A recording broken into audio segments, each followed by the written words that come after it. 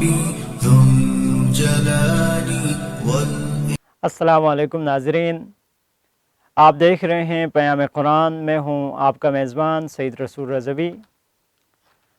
ناظرین، جیسے کہ آپ جانتے ہیں، اس مختصر پروگرام میں ہم قرآن مجید فرقان حمید کی تلاوت، ترجمہ اور مختصر تفسیر آپ کی خدمت میں پیش کرتے ہیں، کیونکہ خداوند قدوس نے قرآن مجید کو لوگوں کی ہدایت کے لیے نازل کی ہے، ہدی للناس کہا ہے۔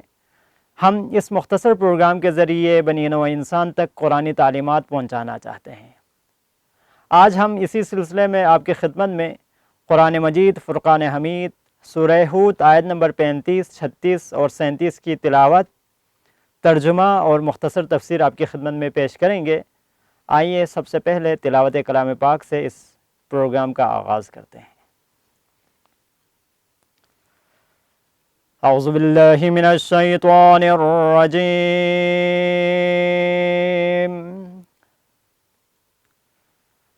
بسم اللہ الرحمن الرحیم۔ ام یقولون افتراه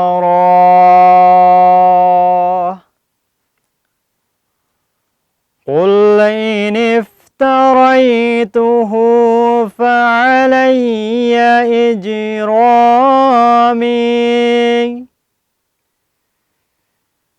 وأنا بريء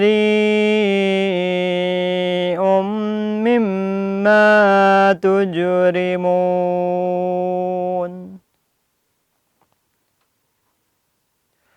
وأوحي إلى نوح أنه لن يؤمن من قومك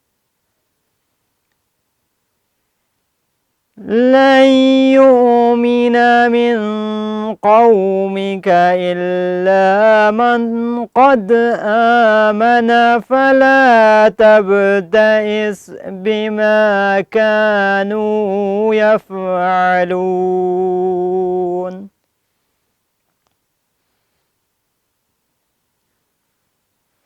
واصنع الفلك بأعيننا ووحينا ولا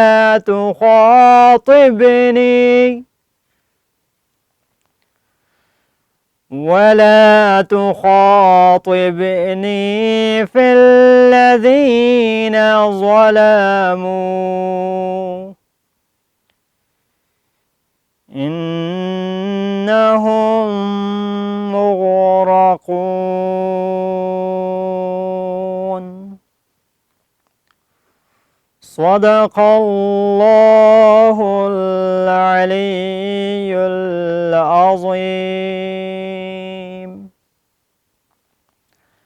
ترجمہ: بلکہ مشرکین کہتے ہیں کہ اس نوح یا محمد نے ان باتوں کو خدا کی طرف جھوٹی نسبت دی ہے، تو آپ کہہ دیجئے کہ اگر میں نے خدا کی طرف کسی چیز کی جھوٹی نسبت دی ہے تو اس کی سزا خود میرے ہی اوپر ہوگی، اور میں تمہارے اس جرم سے جس گناہ کی نسبت تم مجھے دیتے ہو بیزار ہوں۔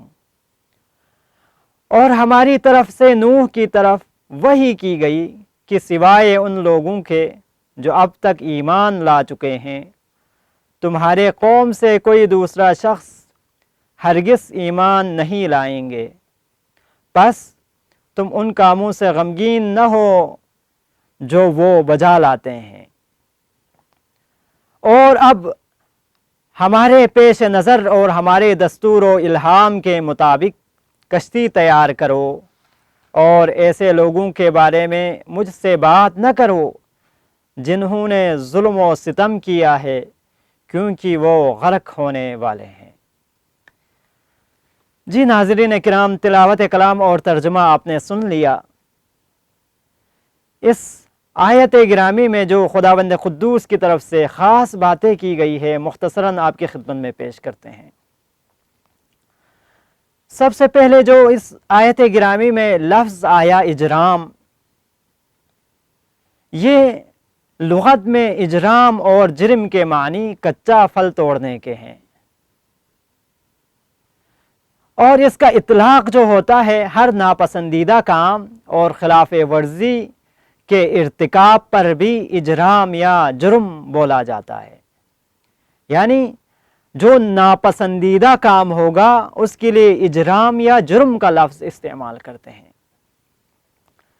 اس کے ساتھ آیت نمبر 36 میں اس آیت گرامی پر اگر ہم نظر کریں تو معلوم ہوتا ہے کہ نوح علیہ السلام نے جو بد دعا کی اپنی قوم کے لیے، یہ جو بد دعا ہے اپنی قوم کو ان کے الفاظ میں بد دعا کی تھی، جیسے فرمایا گیا رب لا تذر علی الارض من الکافرین دیارا۔ تو خداوند قدوس سورہ نوح آیت نمبر 27 میں فرماتے ہیں خداوند روئے زمین پر کسی کافر کو باقی نہیں رکھے گا، یہ خدا کا فیصلہ ہے، کافرین کو ختم کر دیں گے۔ رب لا تذر من الکافرین دیارا، خداوند قدوس روئے زمین سے کسی بھی کافر کو باقی نہیں رکھے گا۔ ان آیات گرامی میں جو خاص پیغام ہے بنی نوع انسان کی ہدایت کے لیے، وہ یہ کہ انسان بعض اوقات ایسے مرحلے تک پہنچ جاتا ہے کہ اس کی نجات کی کوئی امید باقی نہیں رہ جاتی، جس کے بارے میں اس آیت مبارکہ میں ارشاد ہوا لن نؤمن من قومک۔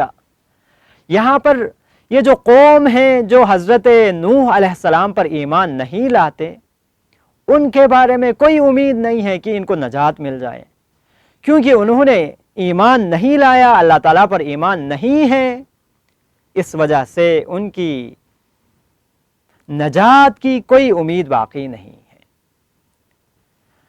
اور اس کے بعد جو اس آیت گرامی سے ہمیں نقطہ ملتا ہے وہ یہ کہ اللہ تعالیٰ آئندہ کی خبریں اپنے انبیاء کو بتا دیتا ہے، جس طرح سے اس آیت گرامی میں ارشاد ہوا وَأُوحِيَ إِلَىٰ نُوحٍ، نوح پر وحی نازل کی، آئندہ کی خبر نوح علیہ السلام کو بتا دیا۔ انبیاء علیہ السلام کے لیے خداوند قدوس آئندہ کی خبریں بھی دے دیتے ہیں۔ اس کے ساتھ ساتھ تبلیغ ان لوگوں کو کی جانی چاہیے جن کی ہدایت پانے کی امید ہو۔ یہاں پر اس آیت گرامی میں اگر ہم دیکھیں جس میں کہا گیا فَلَا تَبْتَئِسْ بِمَا كَانُوا يَفْعَلُونَ، فَلَا تَبْتَئِسْ یعنی کوئی بھی امید نہیں ہے، جن کی ہدایت کی امید نہ ہو ان کو ہدایت کرنا، تبلیغ کر دینا، ان کو بولتے رہنا، یہ صرف اور صرف ٹائم ویسٹ کی بات ہے، صرف اور صرف لوگوں کو ایسے ہی بتا دینے کی بات ہے، مگر ان کی جب امید نہ ہو ہدایت پانے کی تو تبلیغ کرنے کی بھی ضرورت نہیں ہے۔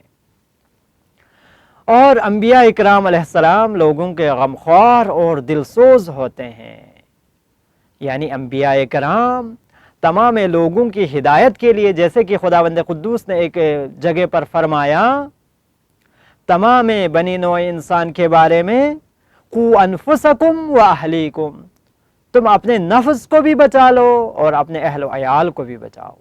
تو یہاں پر انبیاء علیہ السلام کے اہل و عیال اگر ہم دیکھیں تو یہ جو امت ہیں، قوم ہیں، یہ تمام انبیاء علیہ السلام کی ذمہ داری ہے۔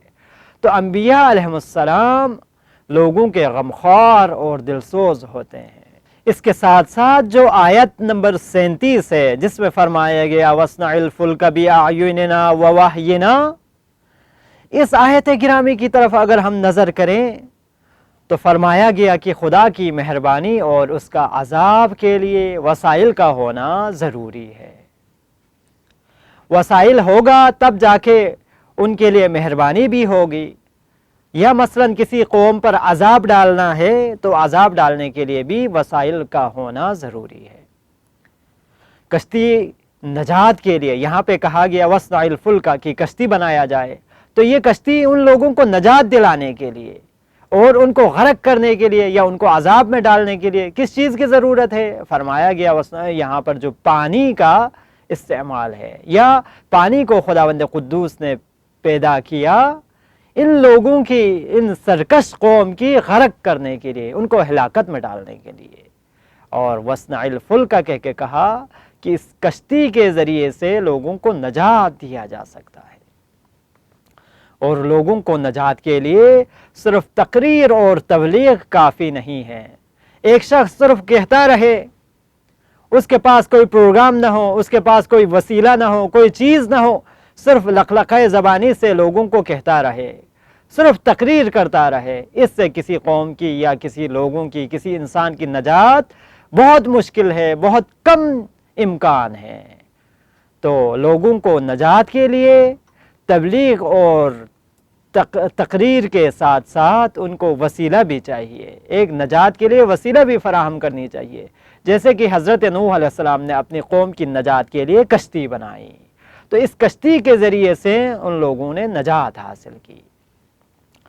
اور انسان کی اس بات کی طرف متوجہ ہو کہ خدا دیکھ رہا ہے، اس کی حوصلہ افزائی کا موجب ہوتی ہے جب انسان کو یہ معلوم ہو کہ خدا دیکھ رہا ہے، ہمیشہ اس کے ذہن میں یہ بات ہو تو اس کی حوصلہ افزائی ہوتی ہے، ناگوار حالات کو پائیداری سے مقابلہ کرنے کی ہمت بڑھ جاتی ہے، اس کے اندر یہ ہمت پیدا ہوتی ہے کہ میرا خدا میرے ساتھ ہے، میرا خدا میری حامی و مددگار ہے، میرا خدا میری طرف متوجہ ہے۔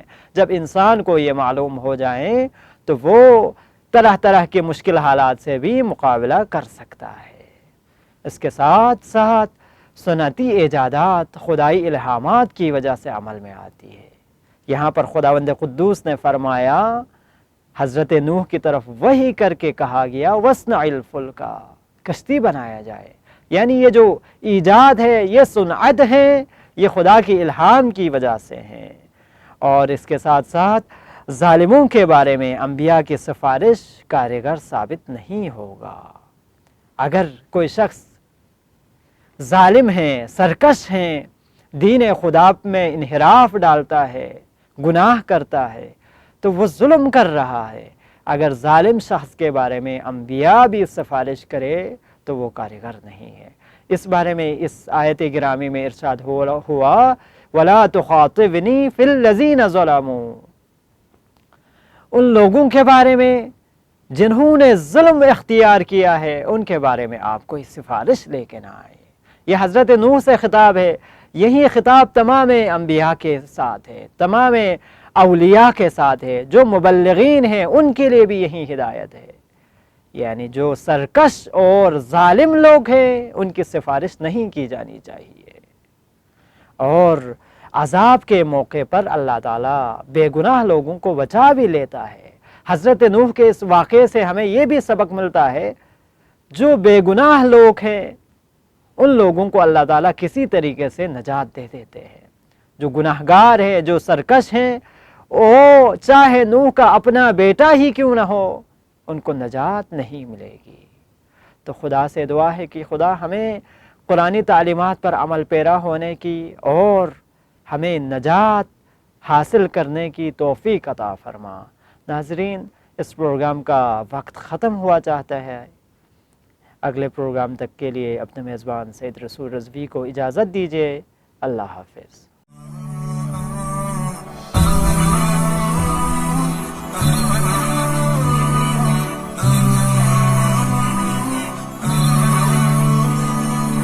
يا إلهي أنت ربي